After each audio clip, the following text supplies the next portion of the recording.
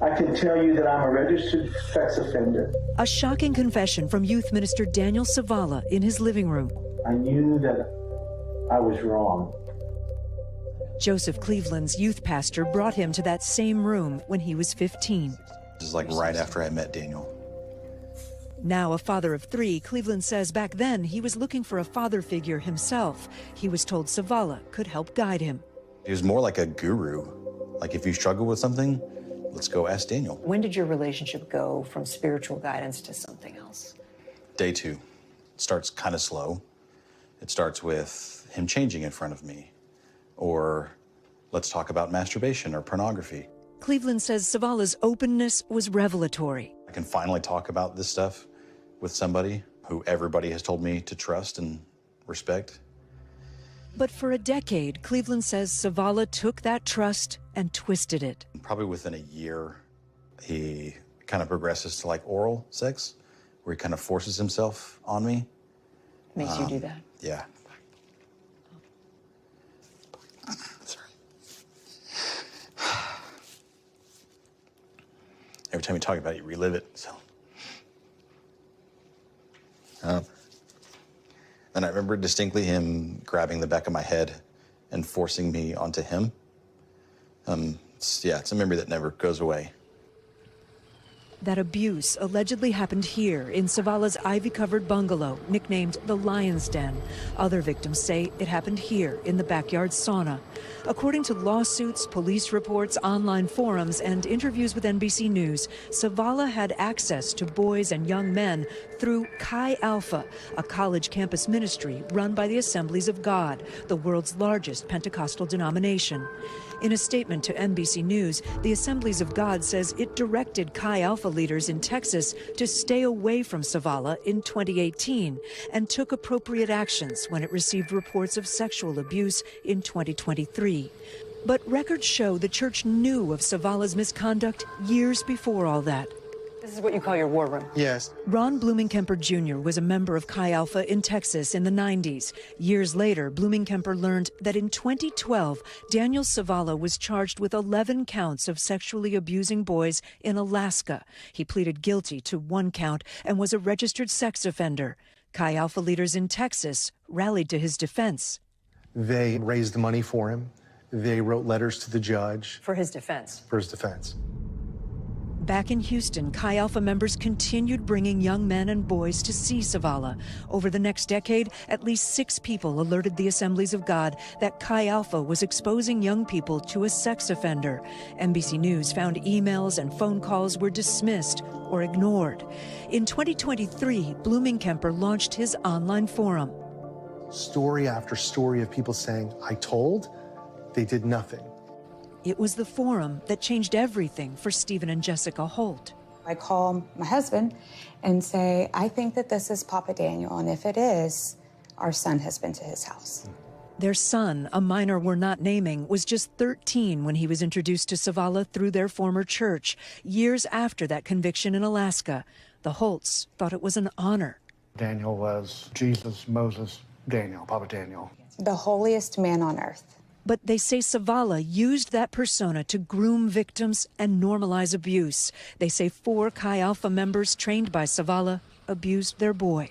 The guys were pulling their penises out in a circle, encouraging our son to do the same. They would put his head in their crotch and make, sexual sounds. Why do you think these men who are accused were able to abuse your son over and over again? He trusted them. And they had phrases of nudity is unity. Everyone does this. It's normal. Savala says much the same thing in that 2023 confession tape he made with a lawyer obtained by NBC News. It's unclear why he made the video. I would say, oh, this is natural, this is fun, and I won't tell anybody. In that video, he says the church had no idea what he was doing. Savala is in jail, facing criminal charges, but has not entered a plea. His lawyers did not respond to a request for comment. 6 of Savala's proteges are also charged with sexual abuse. Cleveland and many other survivors have been calling for the release of an internal investigation launched by the Assemblies of God in 2023 about the allegations surrounding Savala. At the Orlando meeting, Barrett defended the decision not to release the findings of that investigation, saying they had to protect the privacy of victims. When Stephanie Davis was in 6th grade, she was part of a group for homeschooled kids at an Assemblies of God church in Jonesboro, Arkansas. This is most of our homeschool group. When it was time for phys ed, Davis says children's pastor Tony Waller told them to undress in a bathroom, do stretches, and change into play clothes. It just changed to, why don't you get naked and do this? It's going to Stretches? help you. Yeah, stretches. One day they were playing hide and seek and went into a storage room off the bathroom. We opened the door, and there it is, a camera on a black stool. Do you remember what you thought in that moment? I knew. We knew that he had been taping us. At first they didn't tell their parents, but weeks later, Davis says Waller gave her a drink she now believes was drugged. I just remember spinning, you know. I don't know if I blacked out, but I remember, and there's a picture of green steps. I remember sitting on those green steps thinking, I've got to go. What's the emotion you're feeling? The emotion is just not knowing, you know, exactly what happened.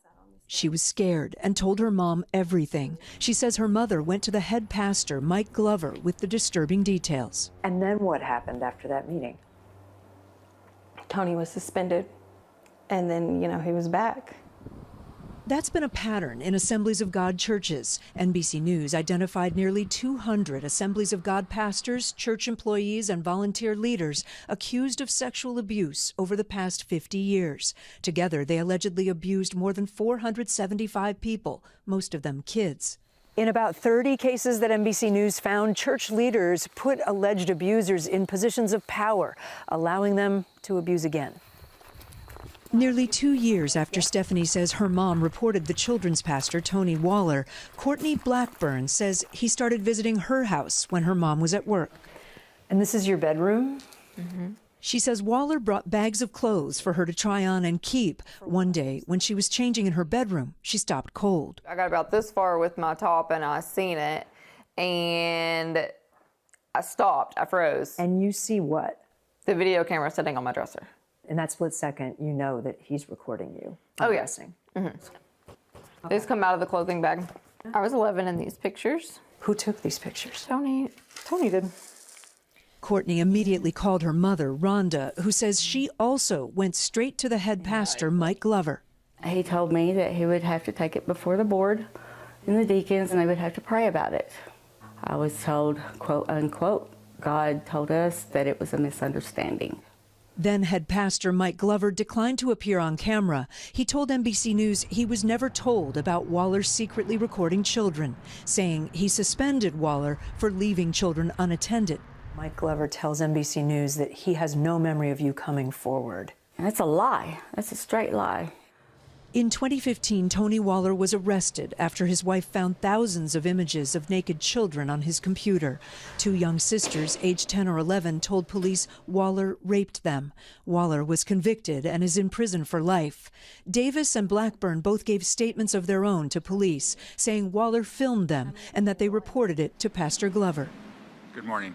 The General Counsel of the Assemblies of God declined an interview with NBC News, the church saying in a statement it grieves with anyone who has been hurt through the actions of an abuser, and said it remains committed to child safety.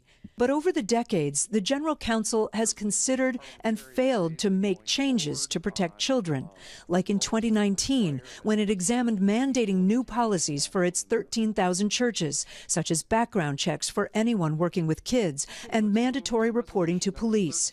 2 years later, the council decided against that, their top lawyers saying it could expose them to costly lawsuits. But they thought the risks associated with it outweighed the benefit. What do you think of that? It's dumbfounding. The church where Waller ministered has since changed its name, and the new pastor says implemented stricter child safety policies. Stephanie Davis says if church leaders had taken action when she came forward, Tony Waller could have been stopped. It shouldn't have happened.